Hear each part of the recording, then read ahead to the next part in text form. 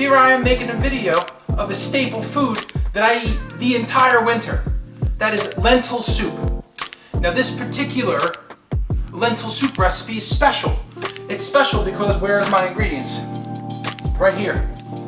My father made bone broth, an 18-hour bone broth that's extracted. So this is like a concentrate. And I'm gonna use this in the lentil soup.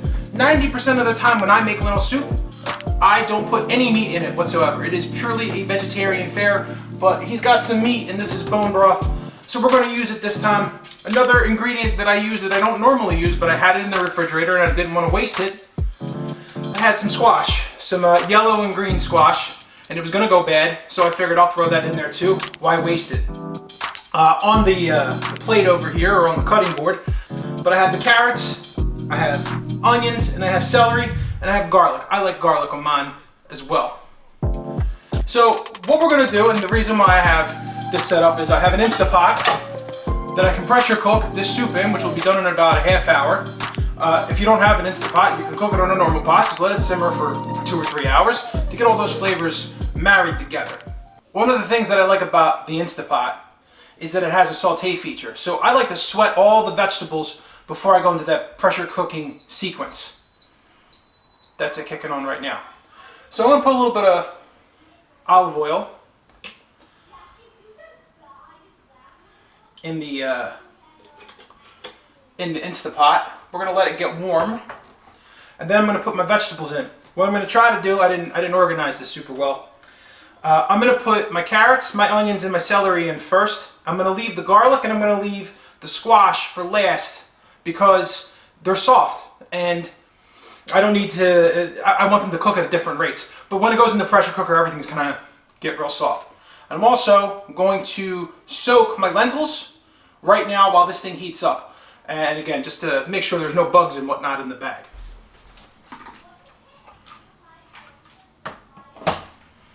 Okay, the pot's getting warm, which is a good sign. I'm gonna get ready to spread some of this oil around just a little bit. Sometimes it kind of goes to the edges.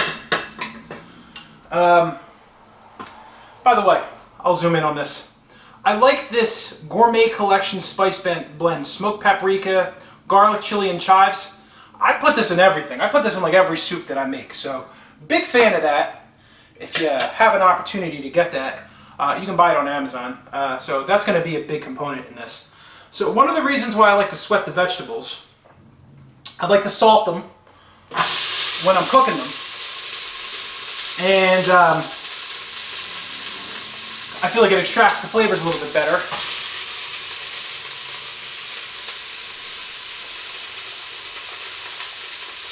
Again, nice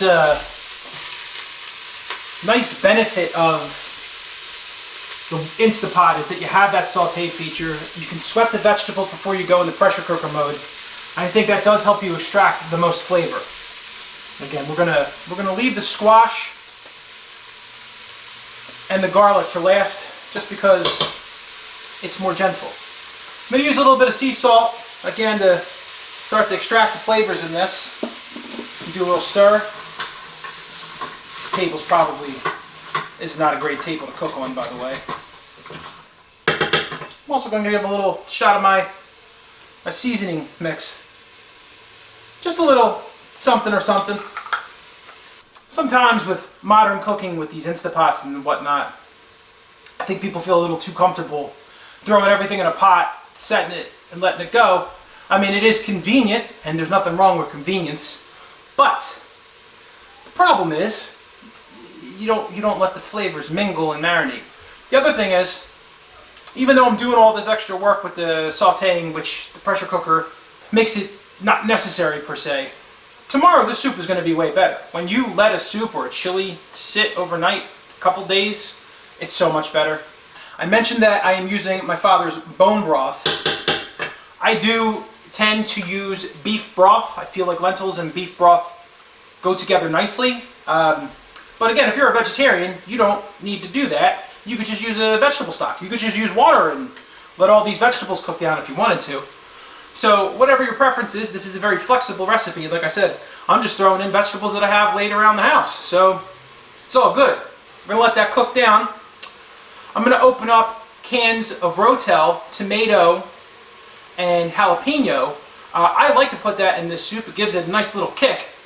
And we're gonna put some of those in as well. So I'm gonna open the cans. Allison and the dog just walked in, so if you hear barking and general dog menace, it's because she's a menace. And the dog is annoying too. It's starting to smell pretty nice. The Rotel smells pretty nice. I'm gonna start to put this squash in now. Pop that in. When I cut the garlic, I put sea salt in there, like on top of the salt, or on top of the garlic when I was cutting it, and I kind of mashed it into a bit of a paste. I feel like that also extracts the flavor a little bit more. So a little bit of salt crystal, really, really finely chopped garlic. You know, what's the whole point of this, man? You want to make this as flavorful as possible. So that's what we're doing here. You want to build a layer of flavor. You don't want to just... This is like an Italian seasoning mix. I'll put a little bit more when the liquid's in, but you know, people put bay leaves and other types of herbs in soups, and I feel like the Italian mix has most of it. Yeah, it's got a little bit of oregano too, which I don't think belongs in here, but you use what you got. I'm going to rinse the cutting board off. I'm going to drain the lentils, and I'm going to get them ready to be deposited into the mix as well. Another pro cooking tip that I would like to offer. You know, when you're doing cooking and you're doing stuff in the kitchen, clean up while you're doing it, right? There's a lot of waiting around, waiting for things to cook down, and it's an opportune time to wash things off, like the cutting board, and rinse things off and clean off bowls and rinse out containers. You know, it's not such a chore when you're done if you're cleaning up when you go along. Plus, this is a small kitchen, even though you're not really seeing the kitchen part. So, you know, anytime you're freeing up space and counter space, that's also a great idea. So I'm putting this Rotel in, 2 cans of the Rotel. This is the original. You can put mild in if you don't like that, or you can skip it altogether. Again, if this is not your, if you don't like the spicy, but I like the tomatoes in there. I like the little chunks of jalapeno, and I think it gives it a nice flavor. Again, this is a good time. Add a little seasoning. Nothing crazy. This is almost empty. So I'm putting a couple of sprinkles in each time I do it. I'm going to put a little bit more of this time. There's a significant amount of liquid thanks to the Rotel, and the squash has a tendency of holding a lot of water. So, good opportunity to put some flavor in here. Alright, and I'm going to let it bubble up again before I put the lentils in. And then once I put the lentils in, I am going to put the bone broth. Now with the bone broth, what I'm going to do is with this, I'm going to fill these cans of Rotel. I'm going to fill up this container again, because I'm going to double it, because again, my old man said that this is basically concentrated. So, yeah, we're gonna do that. Actually, you know what I'm going to do? I'm going to put I'm going to put these lentils in now, help soak up some of this moisture.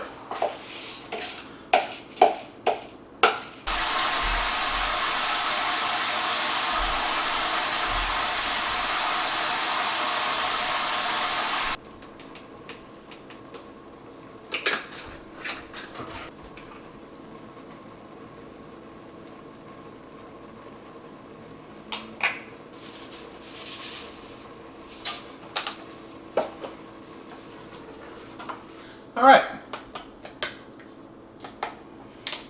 gonna steal Mean Joe's bean broth, or bone broth. There that goes.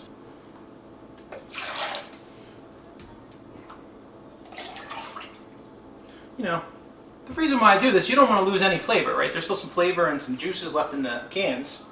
So, and also you're kind of helping them rinse them out before you put them in recycling. But I still need double this. There it is. I'm gonna go easy on the salt. All right, I've hit four rounds of salt in here. I'm gonna put a little bit more of this in here because I'm a big fan of it. I did put another round of the Italian seasonings, but again, because of the aforementioned oregano, we don't need all that much in there. Now, if you like oregano, put oregano in. That's your business. Okay. This is ready for some pressure cooker in. That's perfect. All right, make sure that it is locked and not venting. I'm going to power it off, switch the mode to soup, which is going to set it for 30 minutes. So I'm going to shut the camera off, and we'll come back when this is cooked and depressurized. Yeah. Now, this has been cooking at the high pressure speed, or the high pressure cooking, for 30 minutes.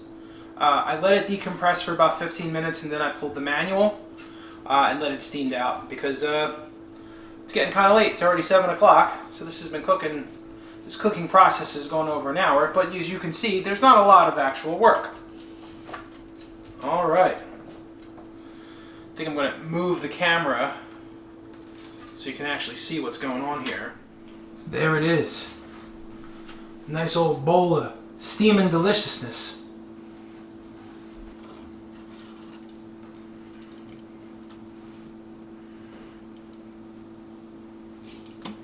Yeah, now we're going to do beautiful shot. I don't want a whole big old bowl of this. I'm already done eating for the day, but I'm going to try it. 1 ladle full. Got a nice little chunk of meat there. A little something something. There we go. Stir that in. All right, moment of truth. Soup truth. Steamy.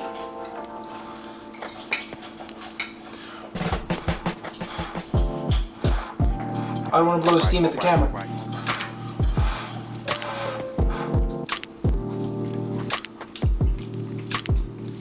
All right. Flavorful.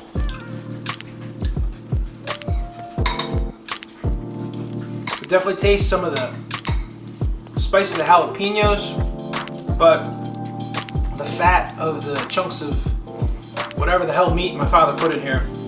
I'm not used to eating the lentils with some tender meat in it, but yeah, it's definitely a nice addition. It's a nice addition. Allison, would you like to try?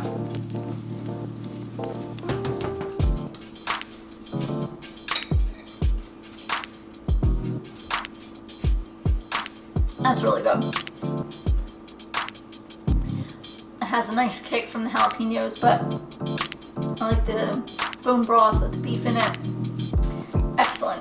I mean, the lentil soup that you make is usually really good, but this is like taking it to the next level.